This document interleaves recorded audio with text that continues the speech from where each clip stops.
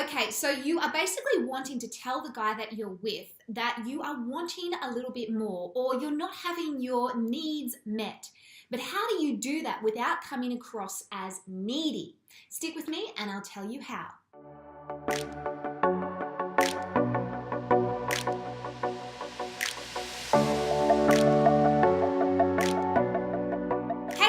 Welcome back to my YouTube channel. Good to have you here again. I'm Renee Slancy. I am a professional dating and relationship coach, and I help women from around the world build the love life that they desire and deserve. Okay, let's talk about neediness. Our version of being needy is usually quite different to a guy's version of being needy. What you want in a relationship, in a marriage, when you're first dating someone, is obviously valid, okay? It's important that you communicate that. It's all about how you communicate it, which is going to come across as either needy or just as normal. Just because a guy says that you are needy, it does not mean that you are needy, all right? So we need to first really clarify what neediness looks like, and then we need to be able to make sure that we aren't doing that as such.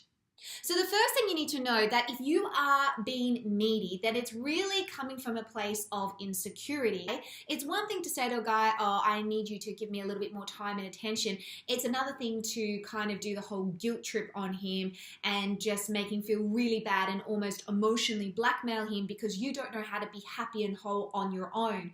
So if you're wanting to express something to him or communicate some sort of message to him, make sure that it's not coming from a place of your own insecurities or your own fears as well. We need to remember that a relationship is a two-way street, and even though they might not be at the level of what you want them to do straight away, it doesn't mean that they can't raise to that level. At the same time, you can't allow your own fears and insecurities and doubts to blame them for what they're not doing, when essentially it could actually be something to do more so with you. The second thing about neediness is more self-centered. If your motive behind telling him what he's doing wrong or what it is that you need is completely self-centered and completely self-focused, then it's going to come across as really needy towards a guy. He's going to look at you and think, well, I'm doing all this stuff and she's still complaining. Okay, she's not appreciative of what it is that I'm doing. It's like, I can't do anything that's good enough. Coming across as really needy is basically a guy's way of seeing you as high maintenance or too much hard work. So it's really important, if you're trying to communicate your needs to him, that you are able to do it in such a way that it's not just about yourself, okay? It's important to voice what it is that you feel, and what you feel is valid, but at the same time, make sure that it's not entirely sole focused on you. That it's also about, well, you know, by him doing this positive action, it actually means that together your relationship is going to benefit from it. Another thing about neediness is that if we're coming across really needy, it's usually because we're going to be putting too much pressure on a guy. Great relationships take grace and space. Now, it doesn't mean there has to be vast quantities of each, but there needs to be a healthy balance, because you can't be in each other's grill all the time, and you need to be able to give each other room to move and grow and to still be your own person outside of each other. Now, if you're putting all this pressure on him because he's not doing this and and you're basically not feeling that your needs are being met to a point where, again, it's coming from doubt, insecurity, and maybe a selfish motive, then he's going to really start to feel the pressure from you. Now, we all know what men usually do when we start to chase them or hound them or nag them, ladies. They completely pull back, and rightfully so. If you want to turn a guy off, then all you need to do is come across as nagging and needy. So it's really important that if you want to communicate what it is that you do need in a relationship, because it's probably valid, okay, whether it is that you're not getting your love language met, or whether it is that you want him to talk about things a little bit more, or you need him to handle the chores, or whatever it is, make sure that you're taking your time to actually talk about it with him. Don't feel that you have to bring it up with him every single time that you talk, okay? Don't hound him. Don't repeat the same thing over and over again, because he's going to see that again as a lot of pressure.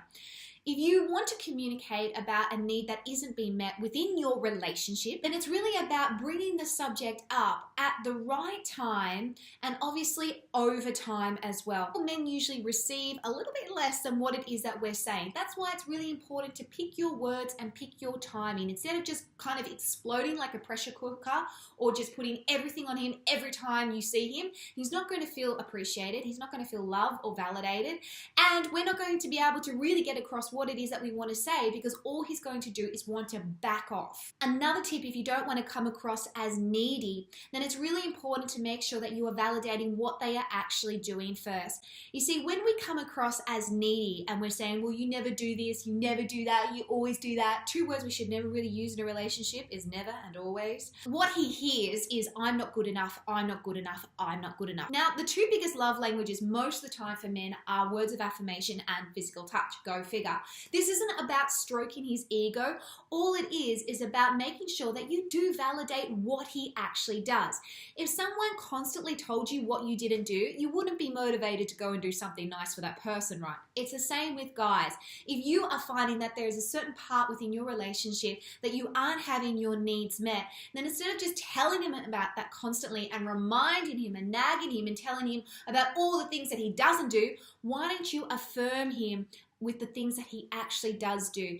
Build him up a little bit and then talk to him about the other stuff. Now, if you are watching this video and you're pretty much thinking, well, okay, I've done all those right things, but he's still saying that I'm needy, well, then that is probably coming more from his baggage rather than yours, because it's important to be able to talk about what it is that you want in a relationship without fear of their rejection or without fear of their reaction as well.